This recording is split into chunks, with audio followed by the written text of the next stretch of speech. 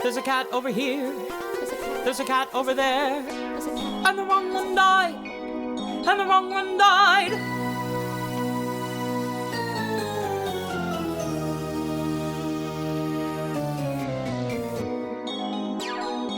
Welcome to The Wrong Cat Died, the podcast breakdown of the catastrophe. I'm your host, Mike Abrams, and today we have another amazing guest. He was a swing in the 2020 Asian tour of cats that was in South Korea. He was covering Tugger, Munkustrap, Bustopher, Old Deuteronomy, and Growltiger. So welcome, Benjamin Colley, and thank you for joining me. Hello, thanks for having me. I am excited to talk to you because you got to do the pandemic version of cats, which I think is fascinating, and there's going to be a lot of questions on that. I did. It's I was wondering about that because it's, I suppose, kind of an individual, interesting experience as a production of cats, you know? It different is, yeah. setting. I mean, totally. It's been around 40 years, and you got to do, you were the only one at the time kind of going around, and one of the only things of theater going around. But we'll get into your production. I always love to hear, before that, though, what is your history with the show? How much did you know before you got casted into this crazy play?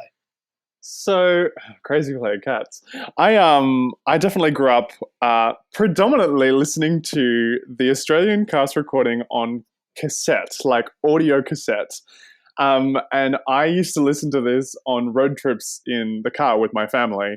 For whatever reason, I don't know why, that was just a thing that we did. And so I really grew up knowing the whole show just from a music perspective. I hadn't really seen it. I don't think I saw it till I was a little bit older, and that was obviously like the 90s video recording that everyone grew up with as well. Yeah. Yeah, and then I don't think I actually ever saw a production until the sort of 2016 rehashed version with the Street Tugger and all that sort of thing, and I was like, oh wow, this is not what I expected. I saw Street Tugger. Wow. Yeah. Okay. Yeah, and that's kind of my background with it. I really liked it as a kid because I really liked musicals and got into that sort of narrative music kind of storytelling that it does. But I never thought I would be in cats. It was never a show that was on my radar. Right? Yeah. Yeah, no one ever thinks they're going to be in cats. How old were you when you had the cassette? Like, is this young, or is this like teenage? This is like, no, young. This is like, we're talking about, what we'd call primary school in Australia, so elementary school for you guys. Yeah, okay. We're talking like, yeah. Well, so we're talking 6 or 7 years old, I guess, wow. Like young. So you, at that point, you're only listening to that's probably better than seeing it, because you're missing some of the very clear undertones that are in the dancing. Absolutely. It's just music. And you had just the Australian version. So like in a cassette, you're talking like Walkman style cassette. Yeah, exactly. Like proper, little, I don't know how many inches that is, but not very big. And, play one side and then it plays back the other side with the other end. Yeah, it's great. Do you still have the cassette? I do somewhere, but I think it's at my parents' house. Yeah, okay. We found a few of them growing up too, like randomly, but I never had cats. I didn't have the musical version, let alone the Australian cast recording. So, okay, so you didn't see it until then. The movie comes out in 1998. That was when the recorded production of it came out. And then you said the first time you saw it like live was the London revival that had the Street Tugger. Correct. So as someone who listened to the cast recording over and over and over again, how angry were you at Street Tugger? Look, I'm very good friends with the guy who played Street Tugger in our production here in Australia, and I adore him, but I was quite offended by what had happened to the show and the music, especially, when you really grow up with a particular version and that's what you listen to on repeat. Suddenly that not being the show was quite like, what is happening? This is not how it's supposed to be. And I'm all respect to the man, but I'm not very fond of Lloyd Webber's rapping music. I don't think it was particularly street-y of Street Tugger, so not a big fan. I accepted it, and I was very pleased to find out when I was doing it that we were not doing that version of the show. Yeah. That version didn't last very long. I think it only went in London, and then I think you're a little bit of the international tour, which was in Australia, and that was it. And then 2016, they brought it back to to the more traditional Tugger. Yes. I love that that's what you saw. Did you see the 2019 movie? Yes, I have. That's the way I felt with Mungo Jerry Repetizer, because Yes. that was one song that I really remembered during the first viewing of the show, and the song that like stuck in my head for weeks. And then I saw that movie, and again at that point I knew the show, but I wasn't probably the expert I am today. And when I went and saw that 2019 movie, and I was the same way, I was like, wait, what happened to this song that I remember and really enjoyed? This is a very different version. I mean, I think isn't that the original version? Is what I learned later. But yeah. I'm sitting here looking at the like this is wrong version of Cats. This is the one I was introduced to, is the Broadway revival. And I love that song. That was the one song I sang the whole walk home I took from the theater. And it was very different. Now, granted, I'm probably, there's going to be some people that are going to be mad because they like the original better. But I'm pretty sure nobody liked the Street Tugger from what I've heard. Yeah. I don't think, well, it's just not Lloyd Webber's style of writing that he, has a lot of strength and experience in. And I think I understand why he tries to adapt his shows into a more contemporary setting and make them more current, but I don't think he had the musical chops for that particular genre. I love that you're criticizing Andrew Lloyd Webber, because this whole podcast is on the premise that he made a wrong writing decision as well. So I'm all for this. And my hope is one day to confront him about it in person. But I probably won't talk about Street Tugger. I will talk about his ending. Okay, so I love it. So you never thought you were going to be in it. You knew it. You've seen it live, seen it probably on VHS, I would assume, at that point. Have heard tape. Like, we're modernizing you. Hopefully you're going to stream it someday. But you get to I'm assuming it's around 2020 or maybe even 2019, and you get cast as a swing. So tell me about what that process was like. Like, was that pre-pandemic? Was that during the pandemic? It was a really, really interesting experience, because this was right in the very, very early stages of 2020. I was touring here in Australia on our national tour of Shrek, which was very exciting. And we'd been open for a couple of months, and that was going really well. And then we'd sort of been hearing murmurings over in, China of like, oh, there's this COVID pandemic thing starting to happen. But we're very, separate from everything in Australia. We're very isolated. Totally.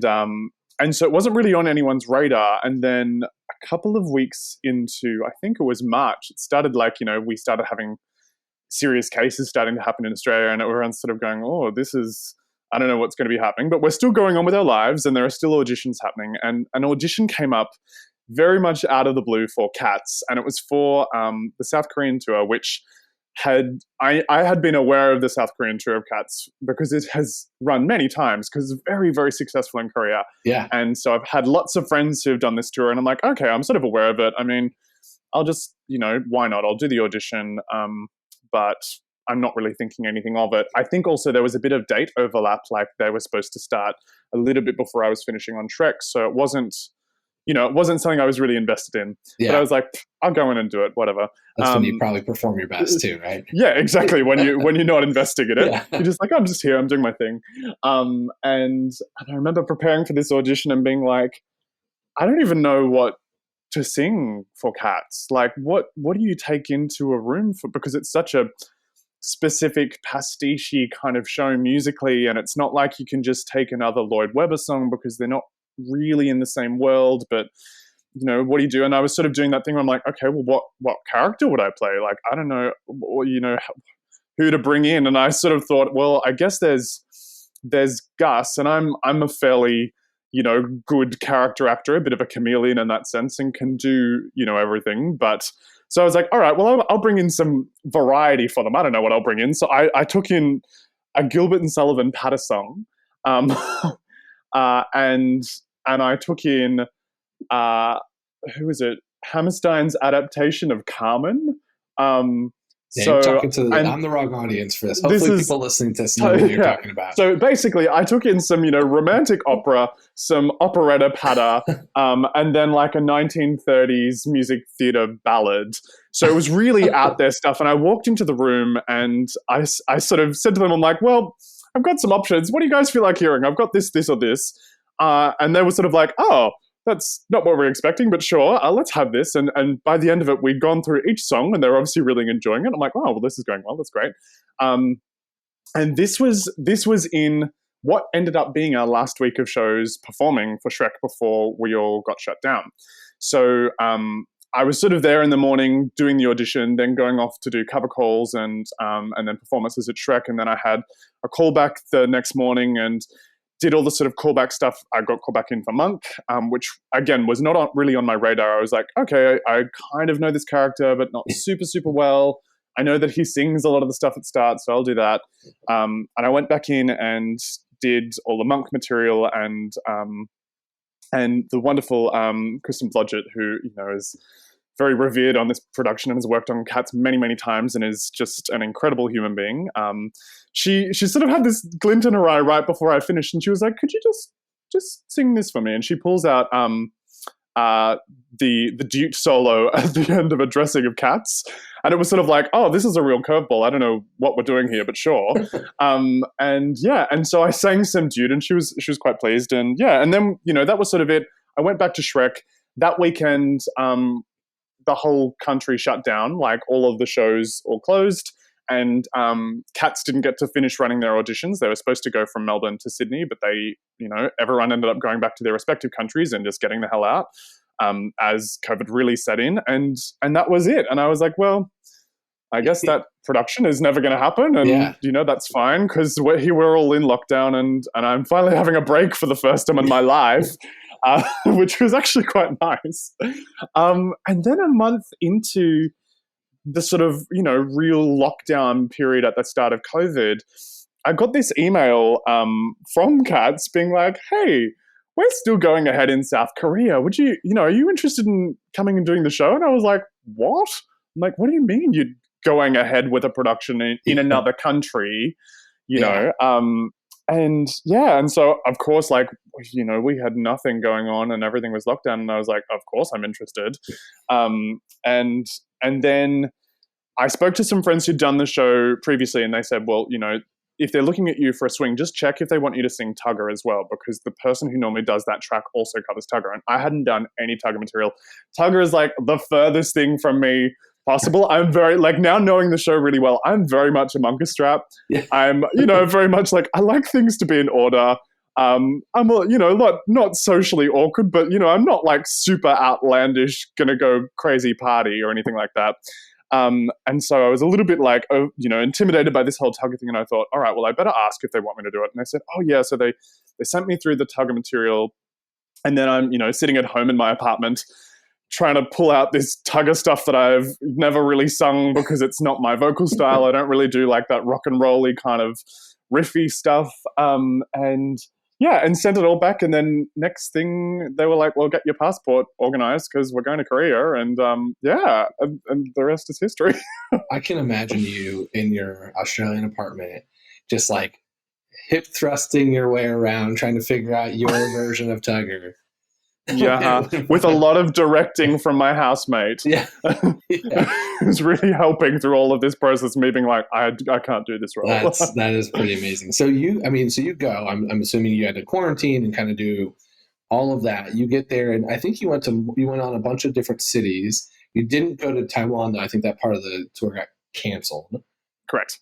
But walk me through what it was like those first couple performances when everything else was kind of closed, and all of a sudden you're still alive. And I mean, I saw that you had Master and Green Eyes, and you had it had to be a very different experience. Yeah, it was really special. It was really, really lucky. I remember that, after all of the quarantine and all the travel, which was a very stressful experience, obviously, and especially being I'd never been to Asia before, so it was a really, really new experience for me, and really exciting. But being in quarantine in a foreign country where all you know is what you can see outside your hotel window for 2 weeks, and it feels like you're in hell a little bit. And when we got to that first day of rehearsal and remembering how special it was, and everyone really appreciating that we were here in a rehearsal room and we were about to do a show, and that just felt normal, but at the same time it was so momentous and special knowing that no one else in the world was doing that. I think that appreciation for the opportunity really colored the whole tour for the entire cast. I think, normally in a cast you'd have a lot of friction and things like that, different personalities, and definitely in music theater we're big personalities and there's a lot of narcissism and all that sort of thing. We really didn't have a lot of that on our production, I think, because everyone was just so grateful to be there.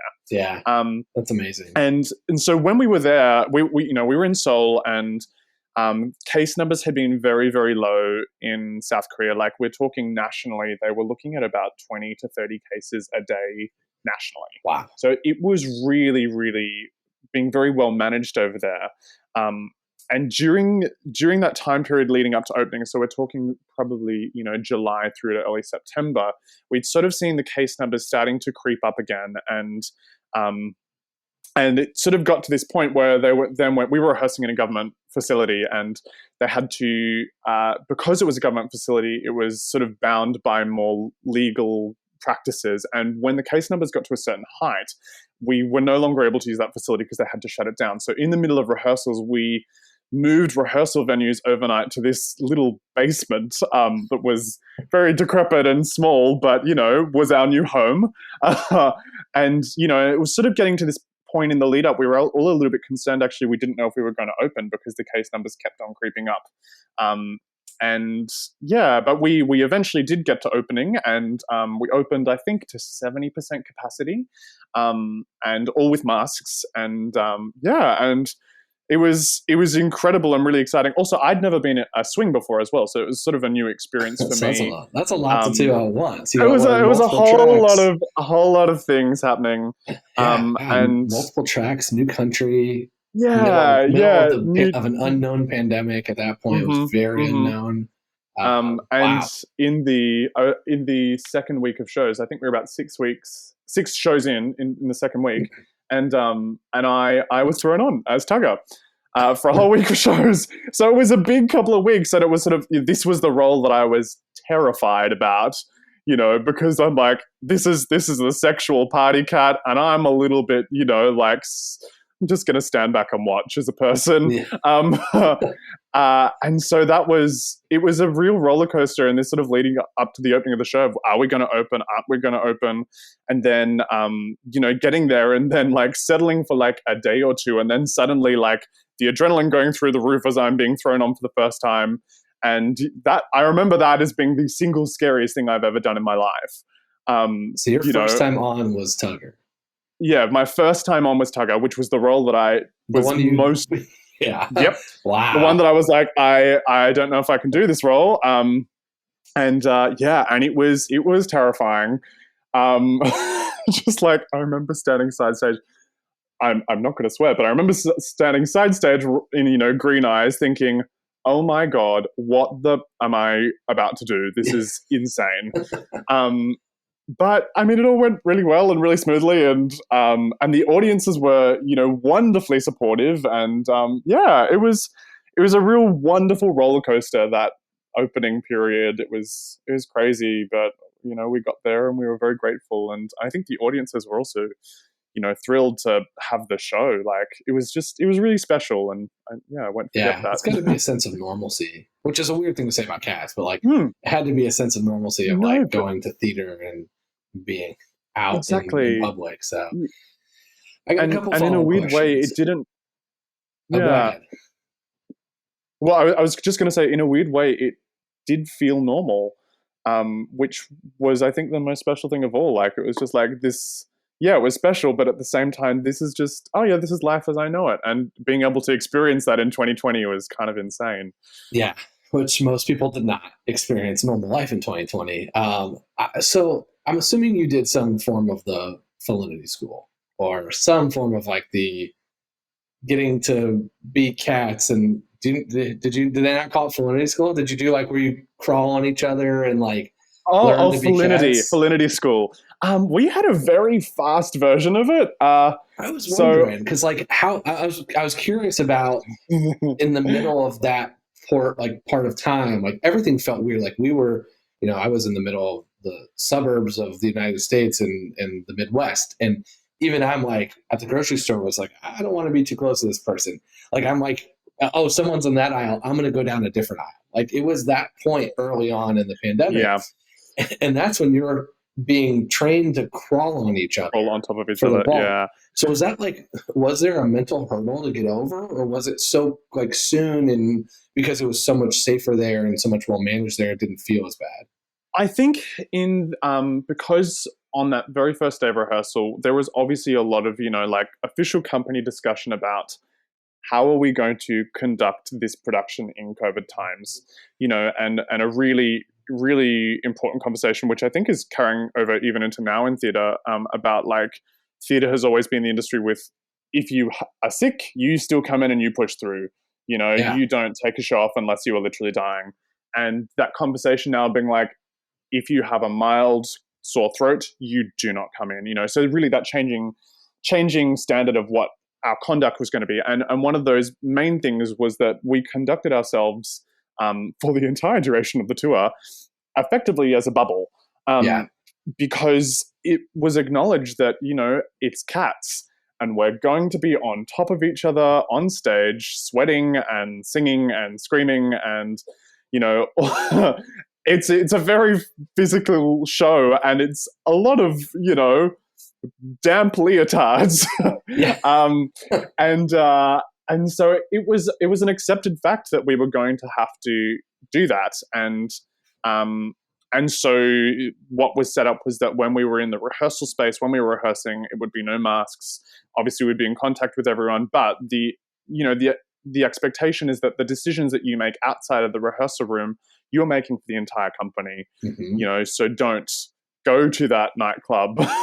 So don't do it. Because don't go. Yeah, because you'll come back, and if you bring something in, that's going to affect every single person here. And we all appreciate how lucky we are to be here to have a job at all. So because back in our home countries in the UK, in America, in Australia, no one else was working. So it was really just put on us very early on to consider that.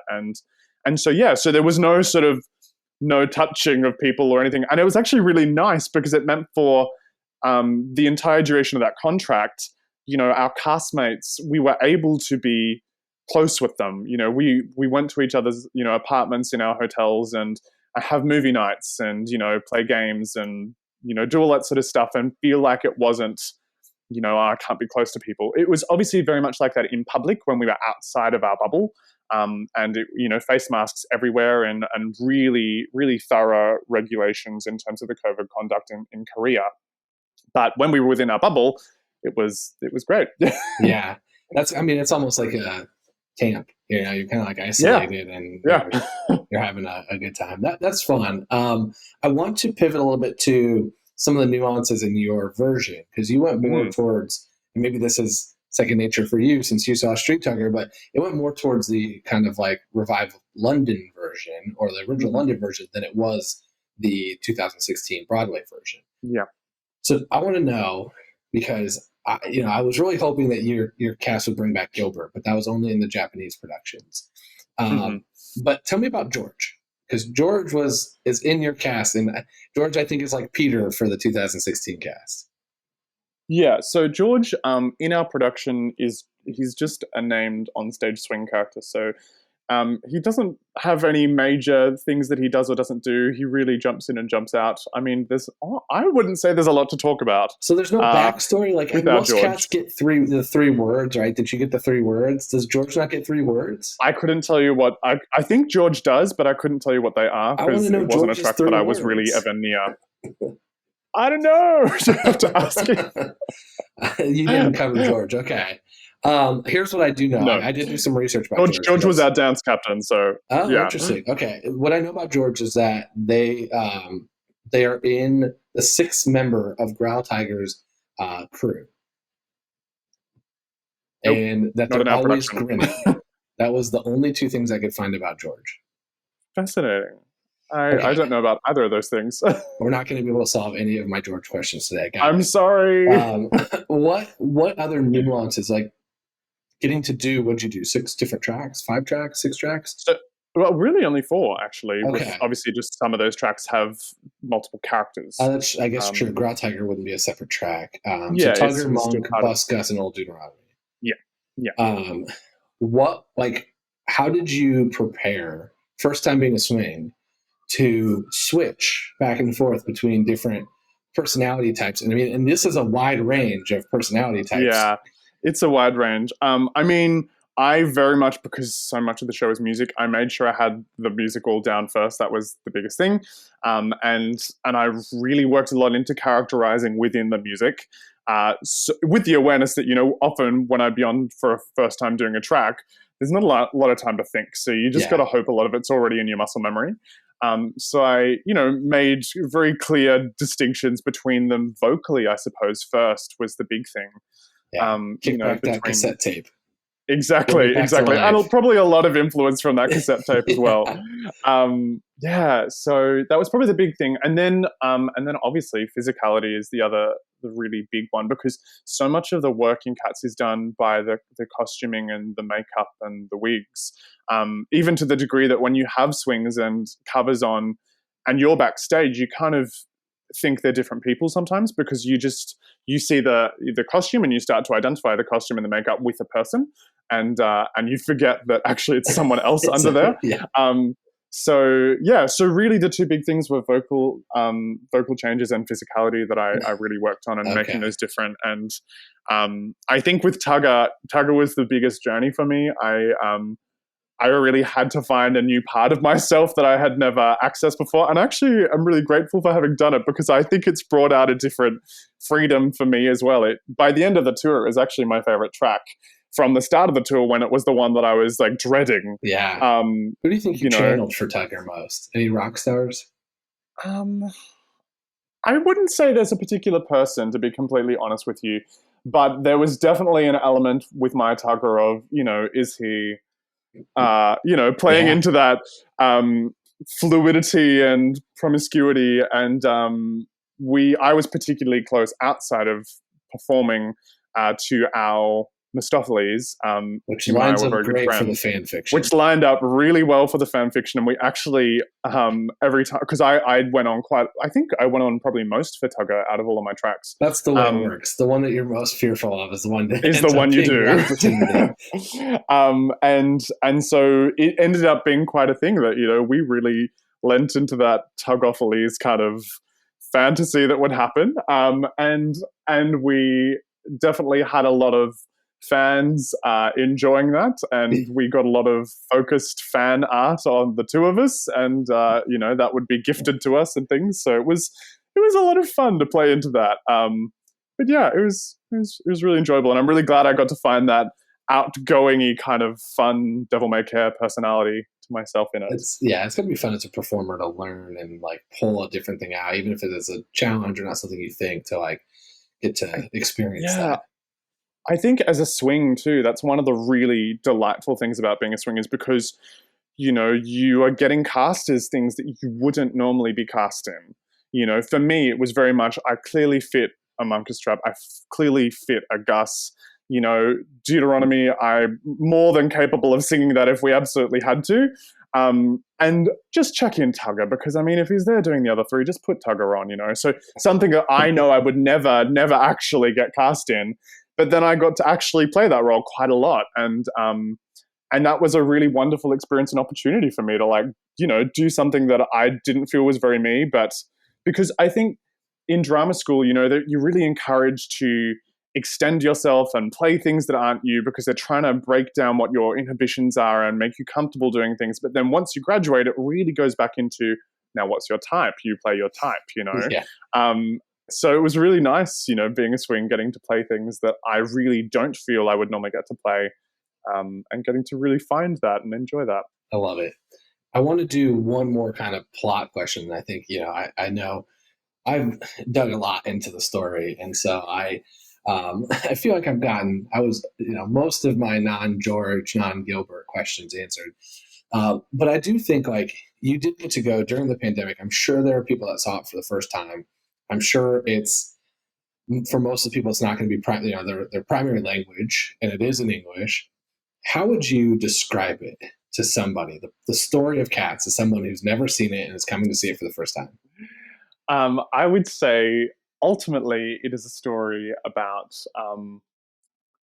forgiveness as a collective. The narrative is obviously about a collective of a community of cats, a tribe, if you will, the Jellicle tribe, who have an annual gathering where someone is chosen to be reincarnated, and but it's also kind of like a competition. And every year, the contestants, if you will, prepare like a new number, which is really exciting. And so there's a series of performances that are put on, amongst this ritual, where eventually somebody is chosen to be reincarnated as the most deserving. And in this particular instance, on this night, that is Grisabella, and that has the additional arc of her having been ostracized, and then eventually everyone realizing that they really messed up, and that forgiveness route. And yeah, I think that's the long and the short of it, really. I like that that's the arc you got. I do appreciate. I think I've been trying to piece together, and I haven't fully got this, but everyone who saw it young or had some interaction with it young, I think has a much more wholesome answer to that than everyone who saw it a little bit later in life. It's like, and later in life, it's like, yeah, I mean, it's an orgy. I went and saw an orgy I saw, 9 minutes of people basically climbing on top of each other on the floor. Uh-huh. And there's a lot of other stuff with, as you already alluded to, a fluid character that may or may not be with this character or with that character. And that's what, to me, makes the show fun, because as someone who likes to pick apart writing, there's a lot of open answers and unanswered questions. Okay, let's pivot to our rapid fire. You got to play multiple roles, but if you could ignore vocal range, ignore gender, if you could pick any cat to play one night, one track, who would you want to perform as? Bomb Ballerina, 100%. Bomb. Love it. Okay, so you don't, Tugger's not your personality, and you picked the female version of Tugger? She's so fierce. Oh, I just love watching her, and our Bomb is incredible, and it's just how could you not? I do think as the more I've heard the music, the more I love that song. Yeah.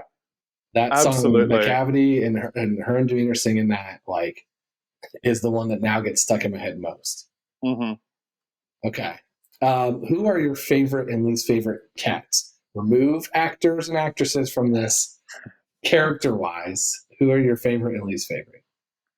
I actually am not very fond of Monk. And this is someone who identifies most closely with Monk and played Monk a lot. But I just, every time I did it and we get to the procession line where, Grisabella comes and sees everyone at the end, I just really feel like he's the asshole of the group, everyone else has differing degrees of, how much they do or don't dislike her. But with Munkustrap, like, he's so black and white, he's coming from a place of trying to do the right thing. But I think he's coming from a place of insecurity about his role, and is trying to be so correct that he no longer has the empathy to see past black and white. And even in the way that he treats Demeter as well, because Demeter is this whole conflicting, wants to connect with Grisabella because she's been through the same kind of thing. And Munkustrap and Demeter are allegedly a thing. I don't really buy into that plot point so much. But he's also a bit of an ass to Demeter. Just Yeah, I'm not a big fan of Monk. She's going from one abusive relationship to potentially a second. Yeah, to another one. I do think with Monk, the more I like analyze his character, the more I wonder what his role actually is, because he's supposed to be the next in line, but I the way they portray old Deuteronomy is he's not going anywhere anytime soon. Like, he's not going to ever be the choice. He's going to be around. He has unlimited lives. He kind of feels almost godlike. So then, is this like this must have been the year that I think Monk realized that, like, oh, I'm doing all this work to be next in line, and I have no chance because he's not going anywhere. I mean, I think it's a very long plan. Like, maybe in 30 years, Monk will step up. And I think he probably needs that 30-year time period to actually improve on himself first. Yeah. Is it 30 years though? I mean, because they make it seem like Cassandra is like thousands of years old. Yeah, right. So, but I mean, is he ever getting the shot? Like, how this is an annual? I think this is an annual thing. There's been some debate on that. It feels like it's annual though. How many more balls? I mean, how many more people does he have to watch get killed before he gets to start doing the killing?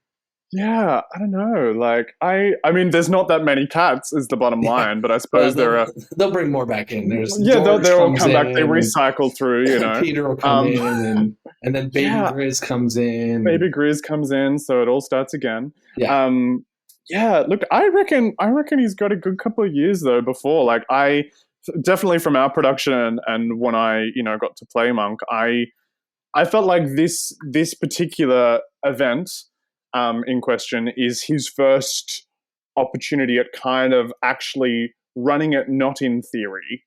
I understand that he's being trained up until this point completely theoretically, and completely through observation. And this year, he actually gets to do some of it. He doesn't get to do all of it, but there are certain components that are entrusted to him at this particular time.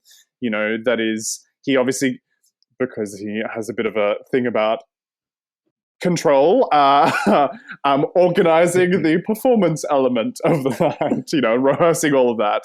And he, gets to have some input in the ball, and there are some components, and, he withdraws to observe certain parts with Dude. Yeah, I think this is his first sort of hands-on experience, but I definitely don't think he's about to just step up next year.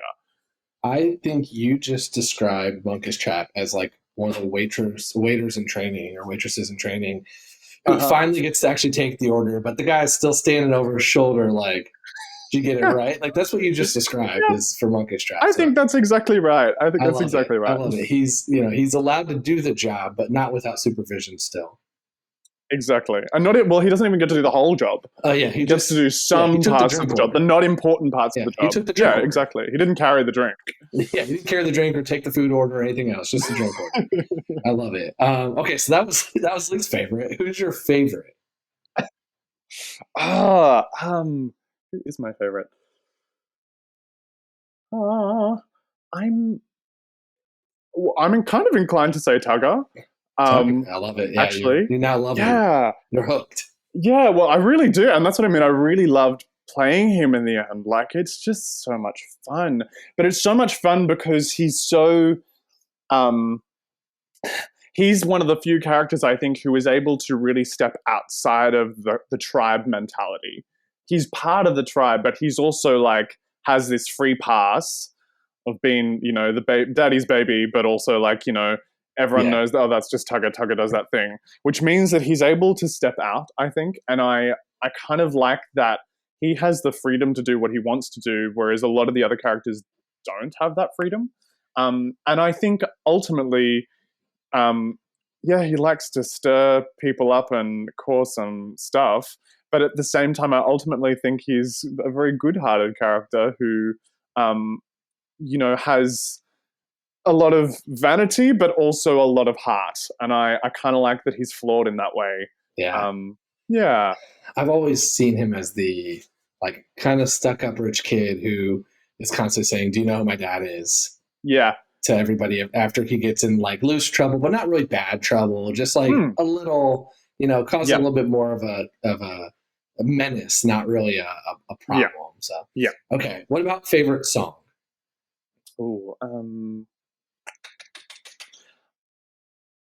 Can I have two answers? That's One's fine. We kind can of go not really a two. favorite, but it's a favorite part of the show that is a song.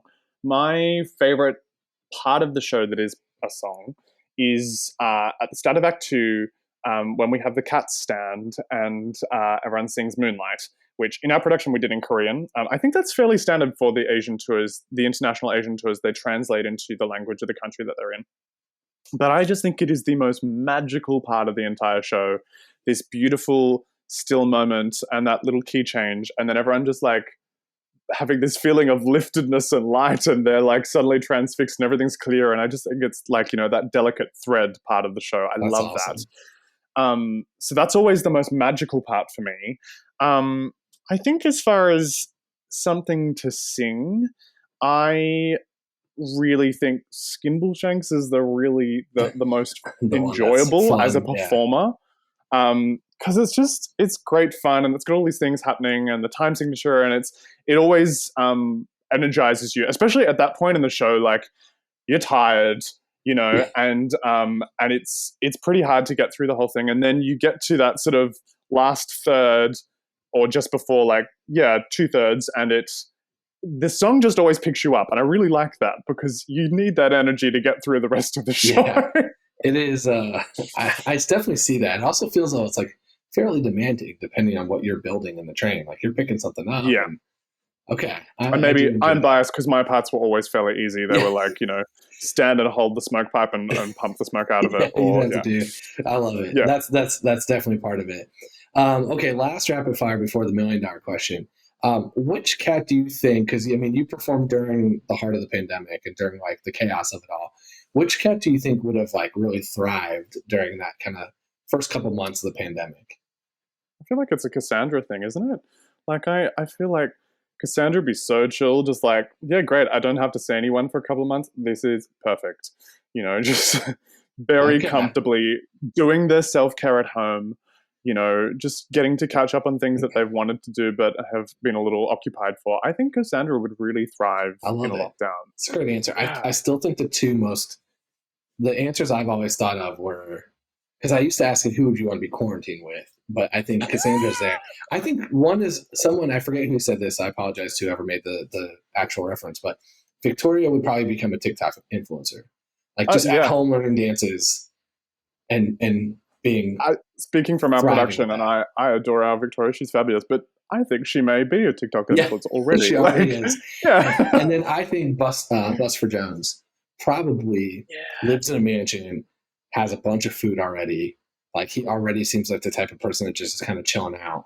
My concern is like, what if he can't get to the health department for the actual cardiac things that he needs because he has health things. So, I worry that he might be one of the vulnerable in the community and might actually definitely high risk. Yeah, that's fair. Okay. I like Cassandra's answer. I had not actually thought about her but that does line up. She would be. I just think she'd be more bothered by having to see people, and this is that introvert's ultimate thank you, universe. I finally don't have to see people. Love it. So, $1 million question. I have argued at length that I don't think Grisabella is the right Jolpa choice. So I would like to hear if you are going to defend Grisabella or if you're going to pick somebody else if you're old Deuteronomy, and why. Ooh, it's the big question, isn't it? And you've been old Deuteronomy, so you've actually embraced this thought process. Evaluated this decision. Yeah. The first thing I will say is I always feel for Gus. This is also coming from having played Gus. Yeah. Because I feel like Gus is really at that age where he's not having great quality of life anymore, So I'm purely talking like in terms of it's time. Not even emotionally. I'm just going, Gus is not doing well. And it's almost cruel to not. Like this poor cat who's probably ready to let go, but is being kept around because can they not die of their own accord? I don't know. Haven't thought about that. But, so that's my first thought. My first thought is always, Gus is there. Gus probably needs to move on now. That said, I very much buy into the arc for Grisabella of redemption. Um, and that's part of the show. That is the actual arc of the show, really. So let me give you my challenge to this. I don't disagree that there's a redemption arc. I get where, again, 40 years of success is probably means I'm in the minority of this argument. I think Gus is the most common one. If redemption is the main goal of Old Deuteronomy, so because again, I think this is what is his criteria for choosing. I do challenge that, how does he choose every year? Does he choose differently every year? There's not going to be a redemption story every year. So does that criteria change every year? There's a lot of things going here. But my biggest question is, if it's a redemption is the choice, why not have her be next year's pick? Let her live a year back in the tribe and with all the cats that are now embracing her. Won't you want to give her that experience versus, I guess, the reward, quote unquote, of being chosen? I don't feel like that's redeeming her. That is almost getting her an out versus giving her a chance to be with the tribe that she's trying to redeem and come back to. I don't know if Jute's really doing it for her, though, is he? This is the thing. I feel like, because I did have that thought. I went, oh, well, she could live for a year and she'd be happier and blah, blah, blah, blah, blah. And I'm sure there'd be lots of lessons learned, from that experience. But I actually kind of wonder whether it's more of a learning on teaching opportunity for Dute in this moment for the rest of the cats rather than for Grisabella. Okay. Do you know what I mean? I do. And trust me, I've explored this at every single angle. I'm sure you have. It's funny. So again, I'll go back to, and this is why I love the debate of this, because I don't think there's a right or wrong answer. I mean, clearly there's a right answer because the show ends every night the same way. But if that is the case, then I take you to next year's ball. Mm-hmm. Does he need to teach a lesson again next year, or does he just pick us? I think that can change. I don't think it needs to be you have to learn a lesson every year. I think it would be based upon what does the tribe need at this moment in time. And presumably, Grisabella doesn't come and do this every single year. My understanding is that she actually hasn't been seen for quite a long time and has really just come out of the woodwork now. And we've really started seeing all of this aggression. I mean, maybe it's a snap decision. Maybe it was going to be Gus's year. And then Grizz turns up and Jute's like, hold up, everyone. I didn't realize y'all were so friggin', xenophobic about this foreign person who's just come back into the group. I didn't realize you were all behaving like this, And maybe that's why that decision needs to be made now, to nip that in the bud. I think that's my gut feeling, is that it's actually based upon the necessity to teach all of the cats, particularly Munkustrap, just going to throw that name out there, the really problematic one in the group, to be more open-hearted about their, what is effectively their family who they've ostracized. Yeah. I think if you deal with that issue, then you're going to have a better year after anyway, rather than, it could be, I'm thinking as a politician here then, it could be a worse decision to keep her around for a year, undo that initial hard work of, oh, look, we're all forgiving and redeeming, and then discovering that there are actually a lot of problems because this person has lived separately, and, and start having hierarchy problems and, what's Jenny Anydot's going to think? That's going to be a friggin' nightmare. I don't know, I just think it might be the sensible thing as well as most useful from his perspective. Yeah. I don't think that's necessarily in Grizz's best interest either. So there's a lot to unpack there. I agree in a lot of that. So you kind of made a couple arguments, which is who's the most need? What's the best for the tribe? Which I'm still not positive that answers Grisabella, because then that answers probably McCavity. Yeah. So is McCavity going to come back and do it, or do they literally have to pin him down and stick a knife in him? Well, in the new movie, it's all he wants. So I do think which is so weird. I always just block that out. Yeah, just block all the new movie out. It all boils down to me of what is Deuteronomy's criteria, and then does he make that same criteria every year, or does he change it? I think that is really the root of it. And that's not the way I ever answer the question. I answer the question purely in the sense of I treat it like a singing competition, and I'm going to pick it like One Direction and X Factor. Like, give me two of the ones I enjoyed the most. Who's going to vote from home? And that to me is Tugophiles. But that's not the way the show's written. And I don't think that's the way old Deuteronomy is picking. That's if America's voting from home. And granted, I've always learned that also shows how some of my bias is like, yeah, America voting from home. And I'm like, we're talking about a South Korean cast, like an audience. Like, it's a global production. It's a show that's been around forever, globally, all over the world. It's been, it was running in Vienna until I think they just went on lockdown as we're recording this. But it's still running. It's on tour in the US. Like, it's a show that's been around for a long time. But I don't think my goal is not to change your mind anymore. My goal is to change Andrew Lloyd Webber's mind, which is, or just to be part of Cats 2. I want to be part of the next iteration of Cats. But what role would you play? What role would I play? Yeah. I have zero. If you could choose, what would you do? If I got to, so I think what I really want to do right now is I want to come in as a creative consultant to a current cast, and I want to just introduce all the rumors into the background stories of all the characters, and be like, and I remember I've talked to the Vienna Victoria and be like, a lot of people think that Grisabel's your mom. Like, you need to play this that way tonight. These two cats are together. Here's a love triangle.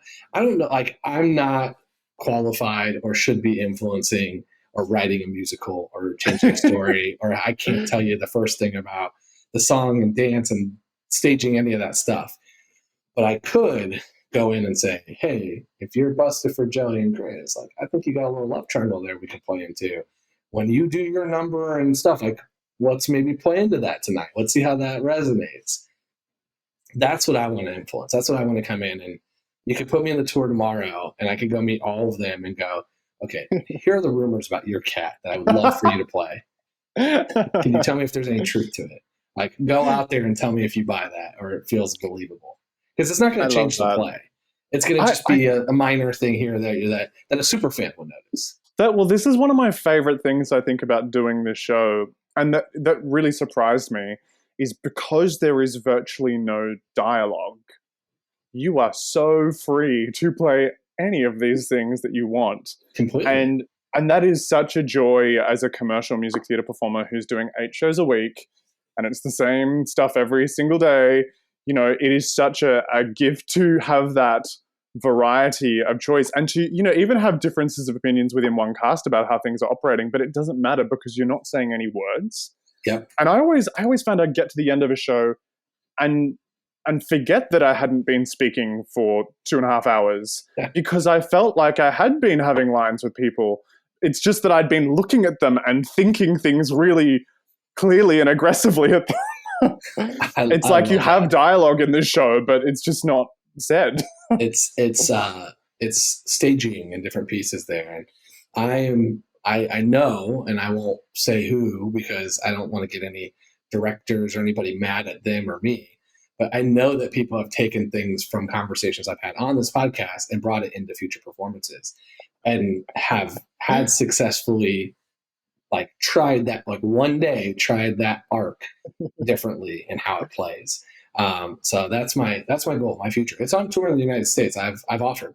I've not been I love that. I think that's a wonderful, wonderful career path. I think lots of productions would get a lot of benefit out of that. But the problem is I only know Cats. I don't know about any other musical. I mean, I've seen plenty of other ones, but I just don't know enough about let me tell you all the stuff. So I have a very niche market and a very niche skill set that is, thankfully, it's been around. It's been 40 years. So I was going to say, it's also a show that never ends. It's Cats now and forever. You'd never be out of work. I could be, creative consultant on Cats' tours globally. Fly me in and let me tell you the Cats Bible. Well, the problem is it's my version of it. I know there are people who actually have a Cats Bible. I'm going to tell you my crazy made up theories by watching it on YouTube. Well, this has been amazing. I would love to hear, how can we find you on social media and stay in touch? I'm pretty much just on Instagram these days. I'm Almon Colley there, which is ALMON Colley, COLLEY. That's about it, really. I'm not super fond of the socials, especially in this era. Like, I just find them a little bit terrifying. Yeah. Anyway, that's a whole other conversation. Well, I appreciate you coming on, talking through the pandemic version, giving a defense of Grisabella, along with like a lot of other versions to it. I love it. You didn't really pick any core answer to that question. It's very political of you to give a couple, but I thoroughly enjoyed it. It's a very political question. It is. I don't think it's one that's going to influence anybody's decisions in life very hard, but No. It has definitely made my life very different because of the amount of times I've had this argument now, way more than I ever thought.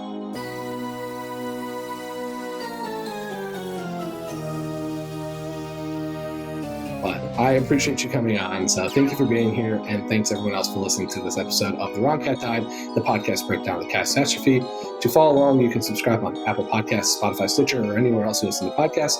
Follow us on Twitter and Instagram at The Wrong Cat Died, or check out our website, thewrongcatdied.com.